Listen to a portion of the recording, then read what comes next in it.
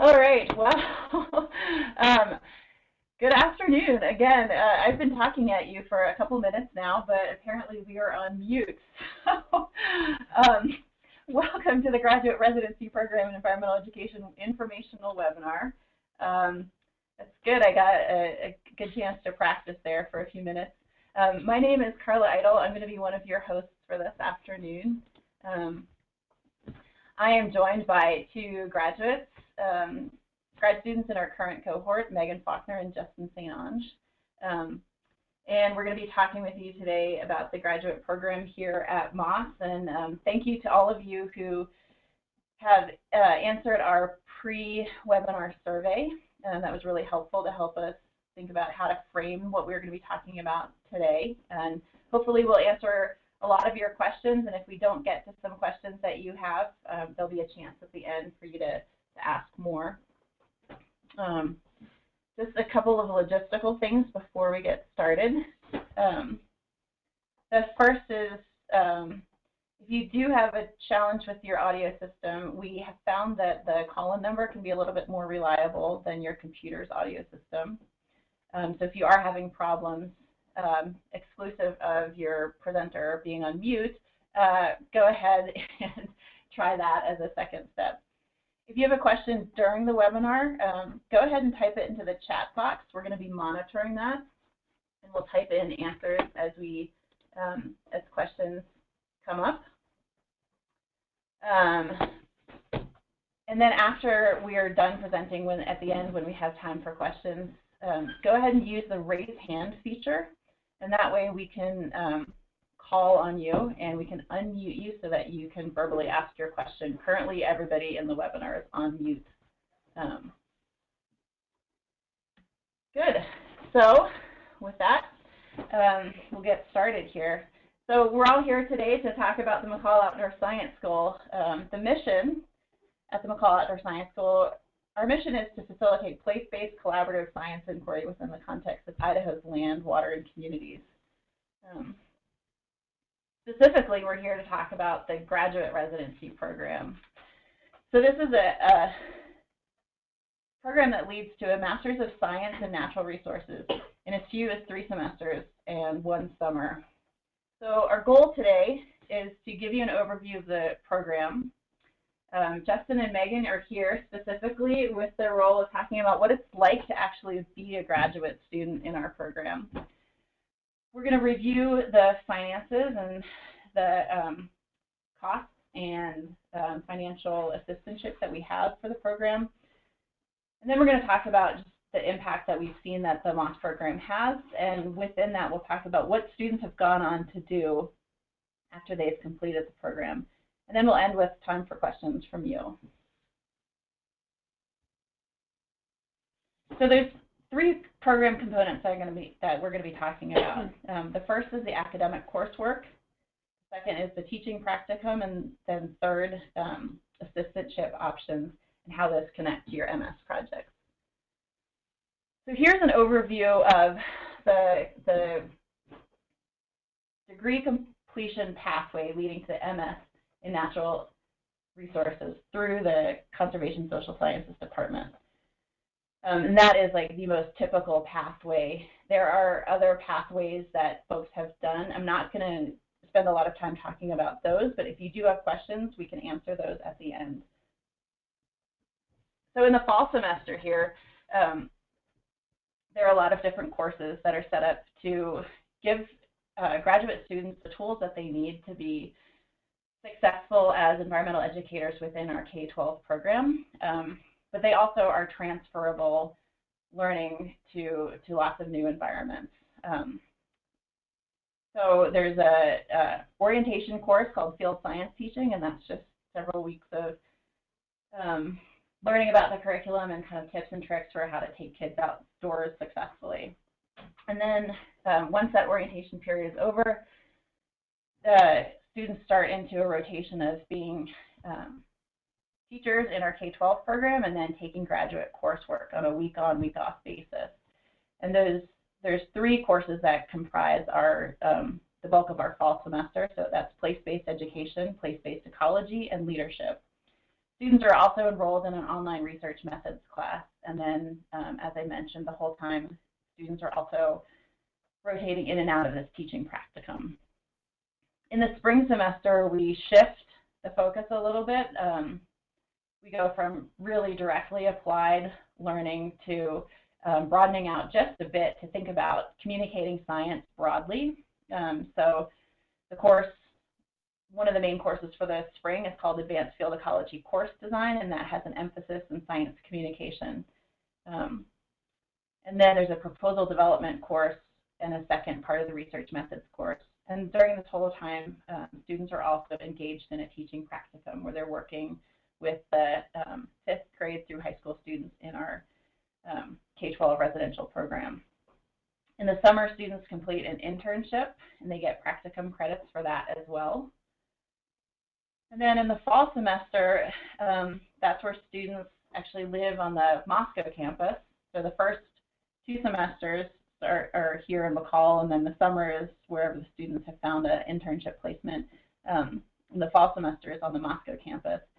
Coursework varies at the in that 3rd semester, but typically it's something like planning theory, communication theory, and then some credits to complete research. So in our field ecology courses, we really take a place-based and experiential approach to the learning. We focus on concepts that are relevant for teaching the students in our programs, but we also expand those beyond what you would need to teach a 5th grader and into some broader science questions and emerging science in ecology, really focused on the McCall mountain communities. In the place-based education class, students explore best practices in teaching methods, experiential education, the philosophy of place-based education. We get the chance to immediately apply a lot of that learning to doing a service project with a local 5th grade class. So that's a lot of the kind of nuts and bolts of teaching and the philosophy and theories behind our teaching practices. The leadership class focuses on small group leadership and organizational leadership, and specifically thinking about dealing with change in organizations. So it's directly applicable to leading small groups in the field, but it also addresses components of living well within a community and making sure that we're doing the work that we want to be doing, but by being reflective and thinking about attending to some of the organizational processes that we have. As I mentioned, our science communication class expands from some of that really immediately applicable and directly implemented sort of learning to slightly broader focus on thinking about how do we effectively communicate broad research topics and emerging science in ways that it's going to resonate with different audiences. And through that, we do some curriculum development that's tied to our some of the sponsored projects that students are involved in. And then we also think through, like from a theoretical framework, some strategies for effectively communicating.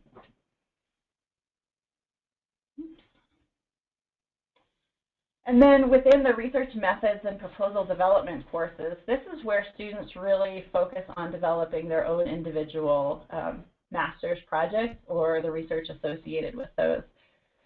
So in the first semester, it's a broad overview of sort of the nature of science and kind of like different research paradigms in social sciences. And students start to think about some of the project ideas that they have or questions that they might ask. And then second semester focuses more specifically on the toolbox of tools that we have for doing social science research or evaluating projects that we do, say if we're doing a curriculum development project, for example. And that's really closely tied to our proposal development course, where students will really focus on putting together a document that can guide the rest of their master's project completion. And at the end of the spring semester, students present a formal proposal that is then approved by the faculty and staff here, and then they have their blessing to go on and finish their MS project. So I've touched a little bit on the teaching practicum, and our teaching practicum is directly linked to working in our K-12 programs. So we serve about 2,500 K-12 students per year. A lot of them are 5th and 6th graders. Some of them are older middle school students, and some of them are high school students. And our graduate students serve as the instructors for all of those programs. The bulk of them happen here in McCall at our field campus in a residential style format where students come on Monday and stay through Friday. Some of them also happen in other communities. We do an outreach program where we go into different schools. And then we do local community events with local families and students in our schools here in McCall. So our teaching practicum is really designed as a lab for our graduate students to take the learning that they're getting through their graduate coursework, apply it directly with working with students, kind of sort out what they think about some of the theories that we're giving them to work with, testing them on the ground, seeing if they make sense, figuring out what their own personal teaching philosophies are all about, and really refining some of the directions that they want to take in their professional careers. When I give Justin and Megan a chance, they're going to talk a little bit more about the day-to-day, sort of what it's like to be a graduate student, and I think they'll touch more on what it's actually like to instruct in those programs, as well as what it's like to be a student in the classes. So finally, the third program component is the assistantship and your MS project. So each of our graduate students is connected to an assistantship that is funded externally. We've got different partners for those projects. We've got one that's looking at communicating about ecosystem services and developing teacher professional development workshops. We've got one focused on bioenergy literacy. There's a curriculum development component, an assessment component, some teacher professional development. We've got some remote sensing projects. We have some looking at precision agriculture and climate-friendly farming practices. There's one focused on working with first-generation college students and doing some program development. Megan's actually working on that right now, so she might touch on that a little bit. So anyway, students are associated with one of these assistantships, and there's tasks that they may have to complete with those assistantships. But then we ask that they think specifically about a research question or specific project contribution that they would like, and that becomes their MS project. So for example, Megan, do you actually want to explain how your two things work together? Sure. Yeah, I can do that. So as Carla mentioned, the program I'm working with is called Upward Bound, or STEM, and it's working with first-generation college students that are here in Idaho, and providing them with a summer program that encourages them to build their scientific literacy, become involved with STEM topics, and build a familiarity with college campuses in order to encourage them to pursue STEM degrees in their continued education. So some of the work that I'm doing with that is writing a curriculum plan for the summer program, coming up with the structure, the topics that we would like to cover. So that sort of works together in that my my master's project is going to be tied to the work that I'm doing for my assistantship. I don't know how much in detail you want me to go into it. Sure. So the idea is that she's got tasks that she's doing specific to helping plan this program, and then she's got some research questions that are interesting to her, and just thinking about what do students get out of these kinds of programs, and does it help them when they think about going on to college and even persisting in college. So I'm going to turn it back over to Justin and Megan to talk a little bit about what it's like to be a graduate student here. And Justin is going to talk about. Yeah, so I'll talk a little bit about typical teaching week, and then I'll give the mic to Megan, and she'll talk a little bit about the academic week. And as Carla pointed out earlier, as a graduate student, we spend 1 week teaching, and then the following week in the classroom, taking all of our courses, and we keep on flip-flopping between those two. Those two, I think, complement each other extremely well, where we're learning the skills to become effective teachers, and then we're not waiting a year to implement those skills. We're waiting 5 days, and then we can teach those in our K-12 residential programs. And teaching weeks are a ton of fun. They're really busy. Students usually arrive Monday afternoon, and as Carla was pointing out, part of our sort of curriculum is outdoor leadership. So we try to incorporate outdoor leadership into our actual teaching throughout the weeks. And Monday when they arrive, we usually do some outdoor leadership, build some team building skills with the students that have newly arrived to the campus. Throughout the week, we're also teaching core subject days, which are a handful from teaching geology to energy, hydrology, and we'll go out in the field from 9 to 4 and teach these students all these different subjects, trying to relate them and trying to find connections between what they're learning in their science and math classes back to what we're teaching them actually in the field in Ponderosa State Park.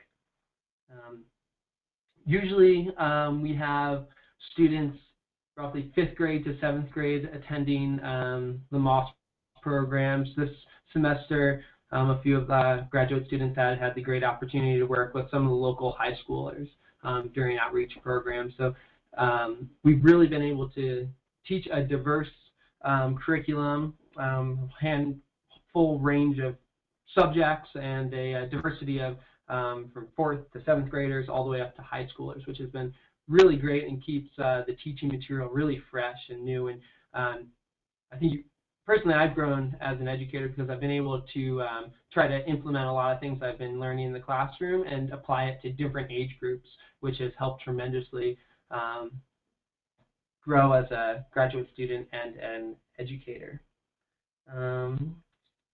Usually the week ends with the students completing an inquiry project, which is basically they're running through the scientific process and they're taking all of that knowledge they learned here at MOS during the past 2.5 days, and they are creating a sort of a research project by themselves, creating a PowerPoint and getting ready to present that right before they leave on Friday. So it's really an awesome experience for the students to take all that knowledge they recently acquired and apply it and show it off to their teachers. Yeah, Megan, do you want to talk a little bit about academic week? If I could actually add one other thing that I forgot to mention during the teaching practicum is that the teaching is mentored in that each graduate student has a teaching coach, and the role of that coach is to come out and do observations with the student while they're teaching, provide feedback to them so that they can to help them reflect on their own teaching.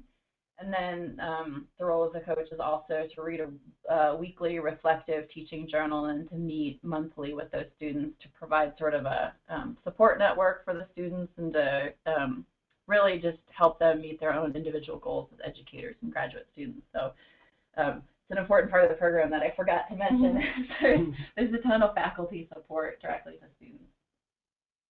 And Megan. All right, so switching to the classroom week, as both Justin and Carl have mentioned, you alternate weeks. So you have a teaching week, and then you would go into a classroom week. Those days also run about from 9 to 4, and there's 4 days of class with a day in between to work on the sponsored project day. So our schedule this fall, for example, was on Monday we would have our leadership class. Tuesday we would have our ecology class.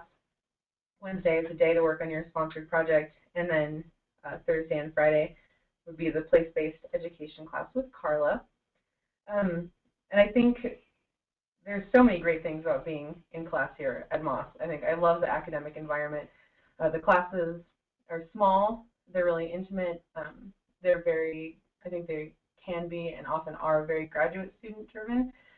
You'll have your professor giving a little lecture or content for the day, but then often it turns into turning it back to the grad students and saying, what are you interested in? And really digging into what people are interested in and making it a very personalized experience. You really feel like you have a great ownership over your education through that direct discussion and conversation you can have with your professors and with your fellow students.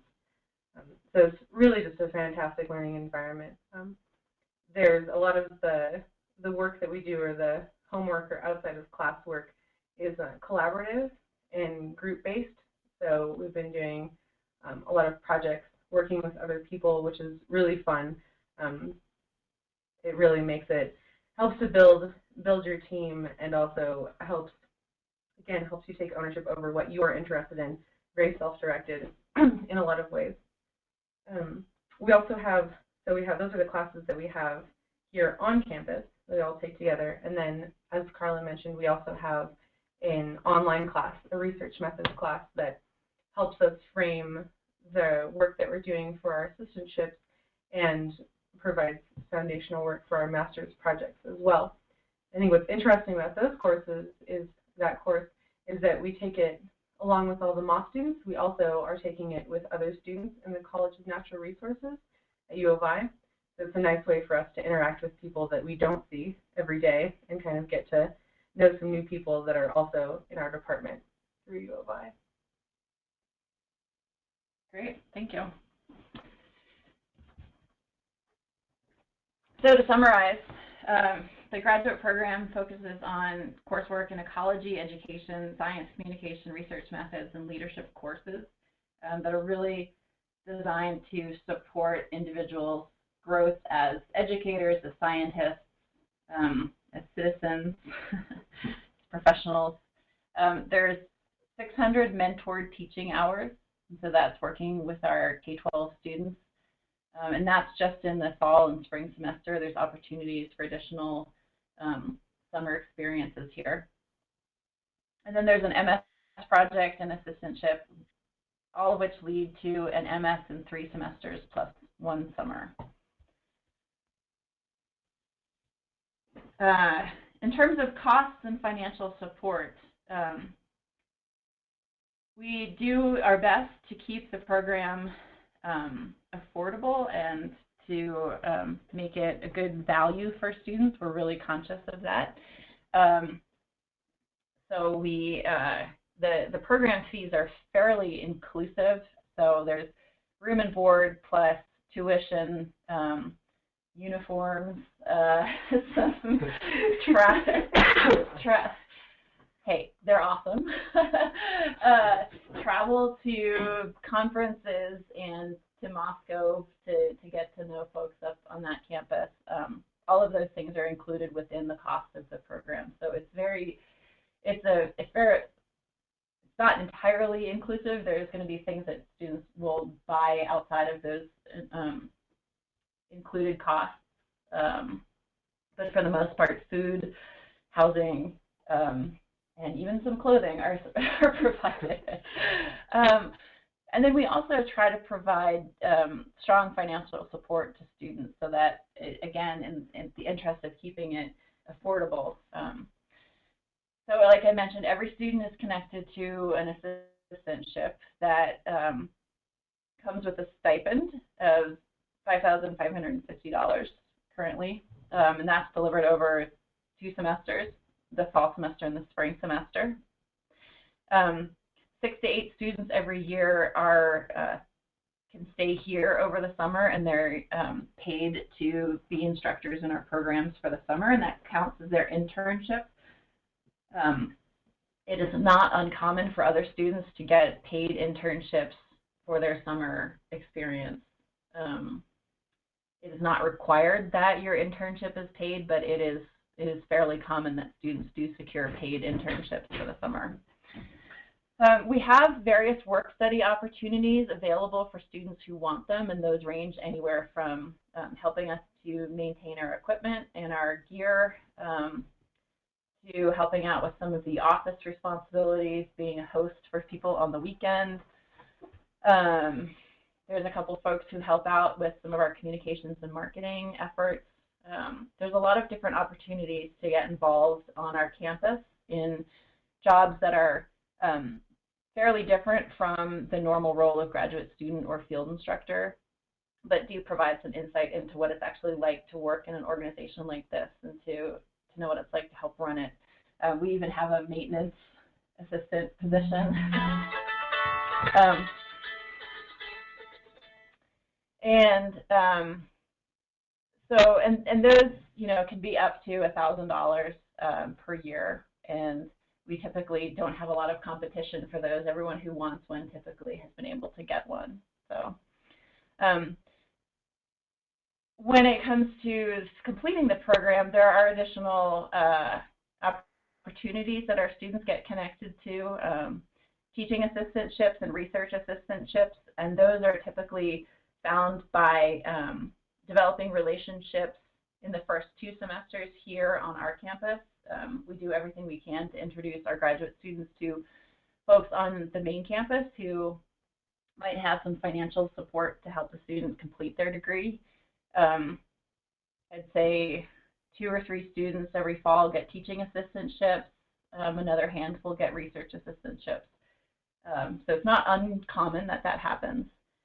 And then, of course, you can take out student loans. It is a fully accredited graduate program within the University of Idaho structure, so you qualify for federal financial aid. The impact of the MOS program is truly felt nationwide. The outreach curriculum here has received national attention. We've won awards for the work that we do here. Much of that is because we have had such amazing graduate students come in who help to build our program every year, and every year it improves because of the quality of the students that come and the opportunities that they have to feed back into program improvement, curriculum innovation, really hands-on delivering new ideas and better ways of working with students and educating them.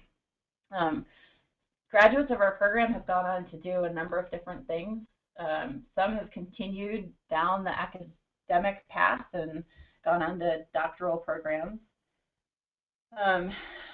Some have gone on to work in other residential environmental ed settings, and they've gotten those coveted long-term positions within those organizations, and they typically can quickly work their way up into a leadership position, like a program coordination type position within those organizations.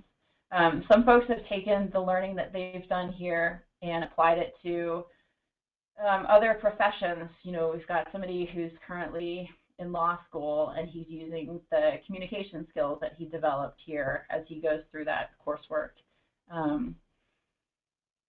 We have had several students go on, like I said, take leadership roles in other organizations like ours, and we've even now had one student go on to replicate our model in a different place, and he just won a White House Award last year for the work that he did that really came out of some of the thinking that started while he was a student here. So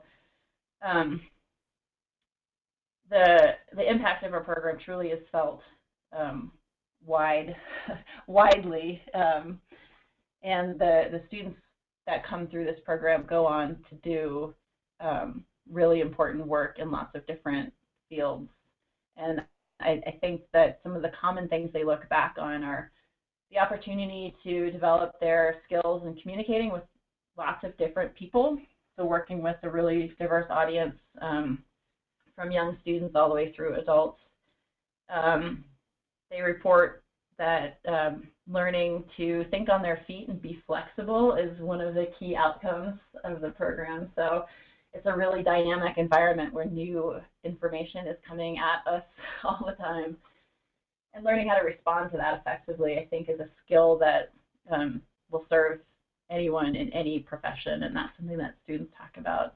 And then I think the relationships that students develop within their cohort also tend to be those lifelong kinds of relationships where as everybody sort of progresses in their career, we've noticed that our students maintain those networks and rely on each other and can do even more work because they've got this amazing network of people who are sort of like-minded and also wanting to do similar good things in the world. So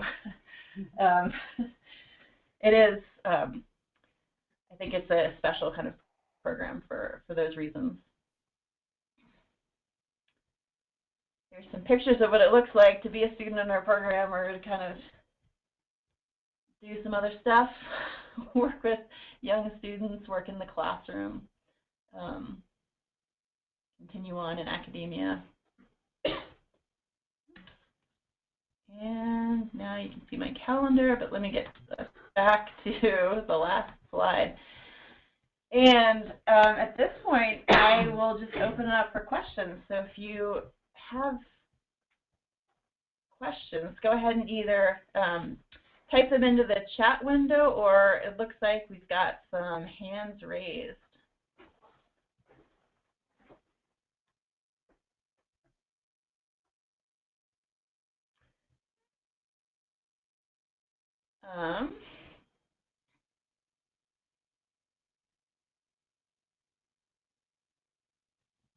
Let's see.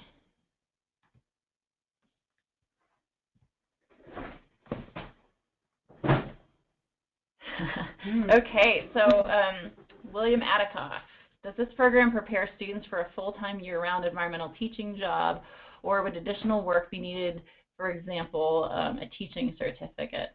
That's a great question. So if I understand the question, work like Nature Bridge and those kinds of organizations typically, the work that students do here is sufficient to go and work in those,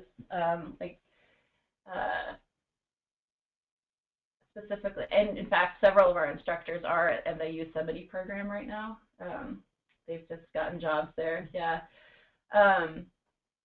Now, if a student wanted to go into the classroom, they would need to do a teaching certificate, and there's a way to connect our program to a teaching certification. It takes a little bit more time, but it's possible to do that, and it's possible to use a lot of the coursework that we already have. And if you're interested in that, probably the best way to go about thinking about teacher certification would be to send me an email, and I'll connect you with the College of Education faculty that we work with to review transcripts and kind of talk with you specifically about what would be needed to connect a teaching certificate to our program.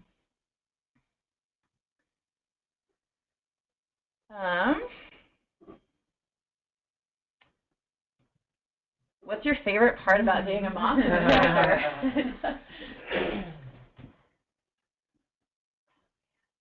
There's so many great parts. That's why we're having such a hard time answering it. It's hard to pick one.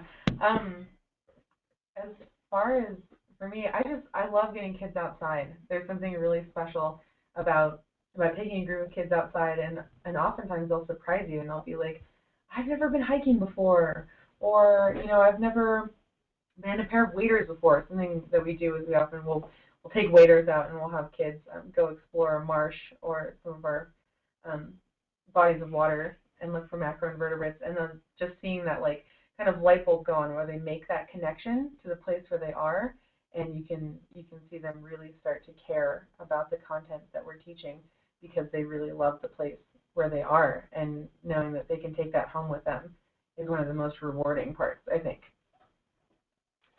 Yeah, for me, one of the favorite parts of being about a Moss instructor has been having kids for a full week. Before I came to Moss, I had previous environmental education and field science teaching, some for a week, but most for just a day or two. And at Moss, when we are able to spend a full week and many hours a day with the kids, you can really, like Megan was saying, just see them grow. And you can teach them how you want to teach them. And it's like having a class. You're with them from 7:30 in the morning throughout the day. You're teaching them awesome science, and you're applying that knowledge that you're learning in the classroom the week prior into your field teaching for that week. That's been a great experience for myself. So Allison is asking, what kind of relationship can alumni expect to have with Moss and the University of Idaho after leaving the program? That's a fantastic question. We kind of joke that once you're a part of Moss, you never stop being part of Moss. It's not really a joke, it's the truth that we do stay in fairly close contact with a lot of our graduates for everything from references for jobs to passing along. A lot of folks come to us looking for, if they've got a job that's open, they come to us to have us advertise the job to our alumni, just because they've been so impressed with the quality of students that come out of our program. As I mentioned before, there is that sort of informal network of instructors that actually crosses year to year. So it's not just the cohort that you go through the program with, but people who have gone through the program before or after you. We found that there's a tremendous network there that I think is for professional sort of, not just social networking, but professional networking as well. So Allison, I hope that answers your question. If not, go ahead and put your hand up or ask another question. Ava, could I come to Moss with a research project already underway? Yes, and we would just want to talk with you about what that was and what that would look like. So Ava, probably the best option for you would be to send me an email, and we can set up a time to talk by phone so that we can explore the specifics of what project you have and how that might connect to the work that we're doing here. If it happened to come with funding, so you didn't need to be associated with one of our assistantships, then I think there's probably even greater flexibility there. Melissa would like to know how many grad students are in each cohort. Do they typically have previous outdoor ed experience? What proportion comes straight after completing undergrad? Okay, all awesome questions. This year we have 20 students in our cohort. That's the range is 18 to 20 typically. They often have outdoor ed experience, but it's not a requirement. We look for some teaching experience, some leadership experience, and some science background. Not necessarily all three, but some combination probably of at least two of those we find makes a pretty strong candidate. And then whatever you are not strong in is kind of maybe what we would focus on developing while you're here. I'd say in terms of students coming straight from undergrad, it's not unusual. It's maybe a third of the class every year comes straight from undergrad. I'd say a lot of folks have maybe 1 or 2 years out from undergrad where they've kind of gone in to experience some things and realized that they want to know more or have a stronger direction for grad school. Is that sort of what your experience has been to you? Yeah, and that was my experience. I graduated with an undergrad in natural resources, and so I had that hard science background, and then for the past 3 years, I've been teaching environmental education, various aspects. And the reason why I chose Moss and I came to grad school is that I knew, wow, this is the thing I want to do. I'm super passionate and interested in teaching environmental education, being a graduate student, taking academic courses. So that's why I came to Moss, and it's been a phenomenal experience so far. So, and most of the people in our graduate cohort have had a few years of outdoor ed, environmental education, even more wildlife biology or hard science research. Yeah, and I think I'm sort of the opposite example of Justin. I also had 2 years in between undergrad and grad school, but I came out of a humanities, philosophy, liberal arts background. And then in between then and now, did some traveling, worked with kids, worked some other jobs that were not related. And I think all of those experiences came together and really inspired me to come to Moss because it was something that I did want to expand with myself. And Idaho is where I'm from, somewhere I really care about.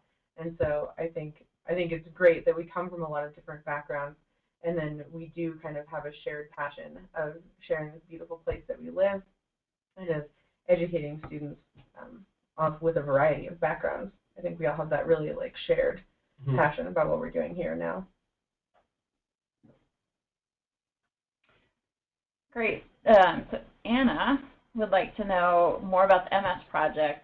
So do students get to choose their assistantships? Is the student research directly related to the assistantship project or just in the same field or area of research? Could you give an example?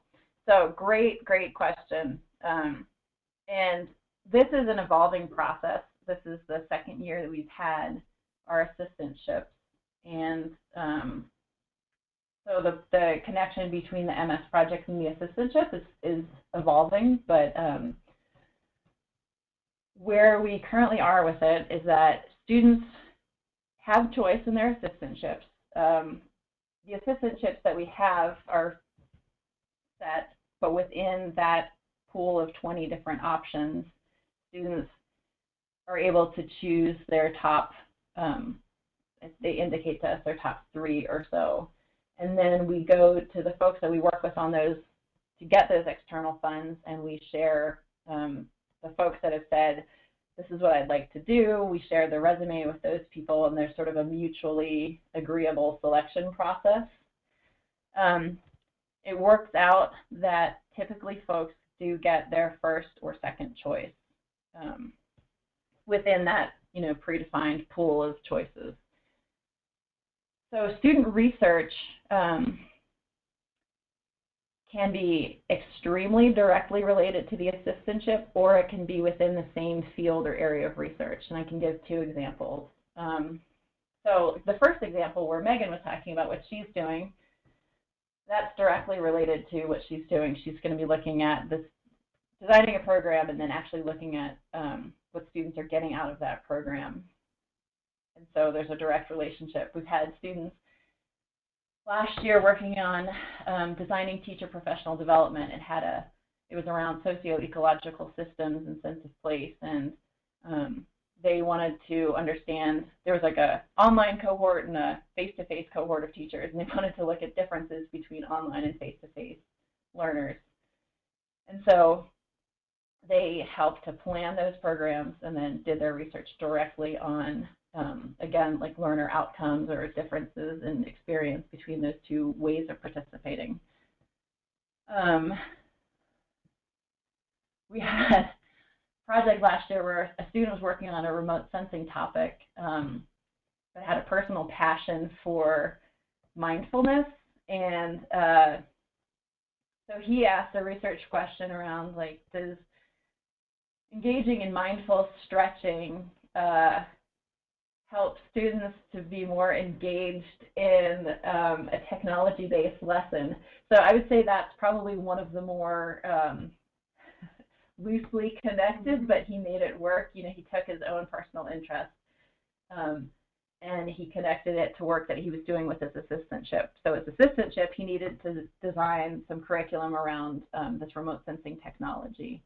But he brought his personal passion to that and said, I'm really interested in this kind of way of teaching or this philosophy to bring into an educational setting, and I want to know how it interacts with this lesson that I'm designing. So I'd say that's maybe less directly, but still about still connected kind of example.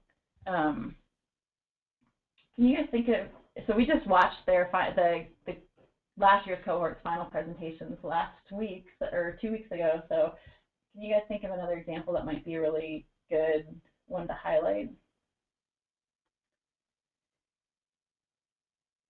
Put you on the spot. Because you mentioned Laura and Eric. Mm-hmm.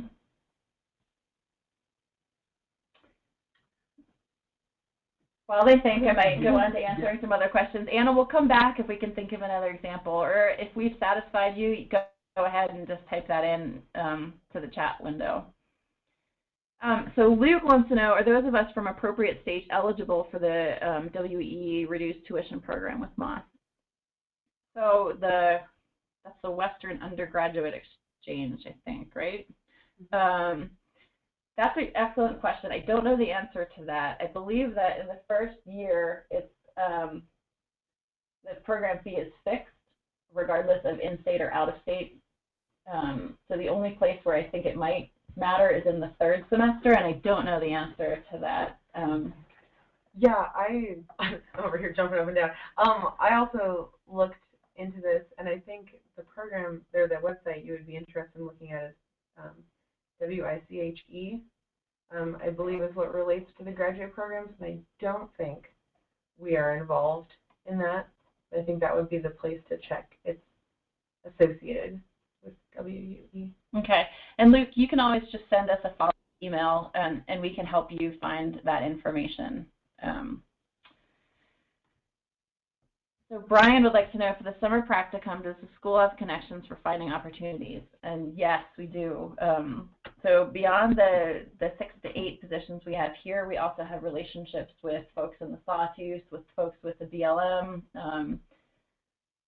People in a lot of different places actually have worked with our students before and come back to us seeking more students to fill positions that they have every summer. So we can provide a lot of help with finding those internships.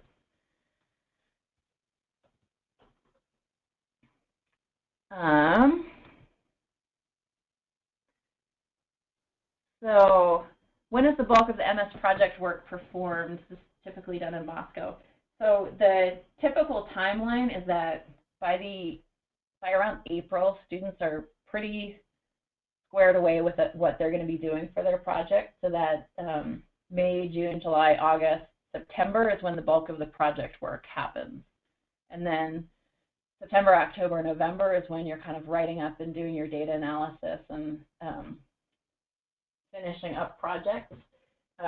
Folks have gotten started before April, and folks have gotten started later than August, and I don't recommend doing the later than August approach. Doing the earlier than April approach definitely works, with some modifications to the proposal development class. Let's see. Where do your students end up, specifically those pursuing environmental teaching? Our students end up in a mix. We've got some in public schools, some in private schools, some teaching at the university level. William, if you want me to be more specific than that, I could probably follow up with an email with a couple specific places where folks have gotten jobs. There's some schools that are full K-12, like charter schools or public charter schools that have similar philosophies to the Moss philosophy of education, and some of our grads have gone on to work in schools like that, like Answer Charter School, Foothills School in Boise, which is a private school. School in Ketchum that some of our grads have gone on to work for. Let's see. What's the admissions process like, and what happens after you've received my application? Excellent question. So applications go through graduate admissions, and they get checked through there and held there until every piece of the application is in. And you can follow the instructions on our website to make sure that you've got all of the different pieces. Once it is completed, it is forwarded to the Department of Conservation Social Sciences, where it is made into a file that is circulated amongst faculty and staff here at Moss. So we'll do an initial review, and we do sort of like a rating and ranking system. And then from that, we select applicants who we would like to interview. And then we set up an interview and typically conduct that by phone or by similar setup to this GoToMeeting setup. And then after that interview is like when we'll come back together and make a decision on each of the candidates. So typically, for folks that apply for the mid-January deadline, they will know by early March if they've been accepted. And then after that initial wave of applications, if we haven't filled our cohort with that first wave, then we continue on a rolling basis until we are full.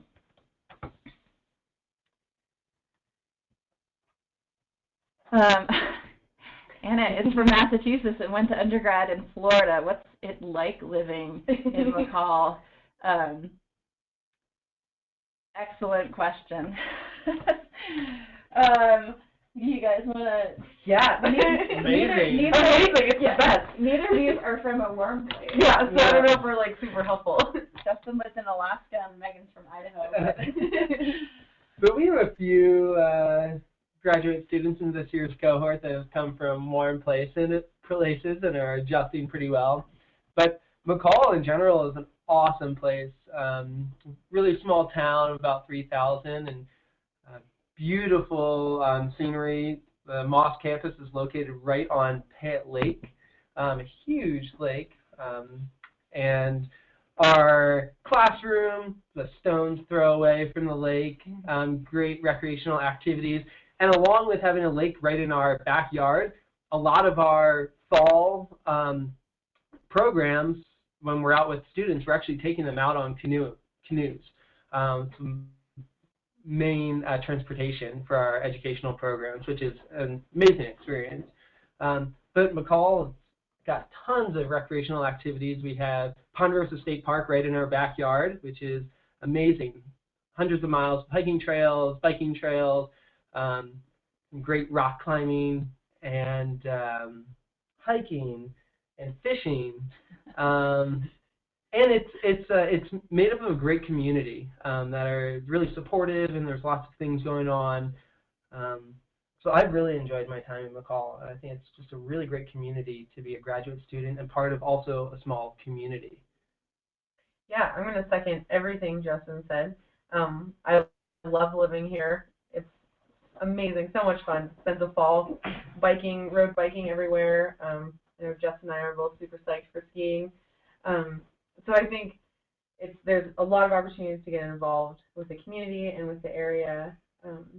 It's gorgeous, and I think, yeah, if you're ready for an adventure, I think it would be an amazing experience coming here, experiencing a different place, and really just being able to get involved. So I say don't worry about it at all. I think it would be a great experience. We do have snow on the ground typically from the end of November through the end of April, so that's just something to know. We think it's great, but it is definitely part of the environment here. A couple of folks are asking how many applications do we receive each year. Gosh, it varies a lot actually every year. It's somewhere between 50 and 70 for those 20 positions. What percentage of Moss students are from out of state? Ooh. A very high percentage, actually. We typically have maybe 1 or 2 students from Idaho in each cohort. We have three this year. And I'd say that's not, yeah, that's a pretty typical percentage.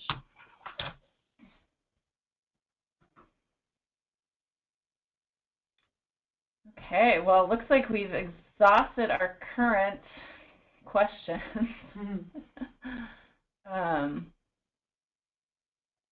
So you'll see that my contact information is here on this last slide. I highly encourage you to send me an email or give me a call if you have further questions. I'd love to be able to speak with you more. And just as you go through the application process, if other questions come up, please don't hesitate to get in touch. Thank you for your time today, and we hope to see applications from all of you. See you guys. Bye.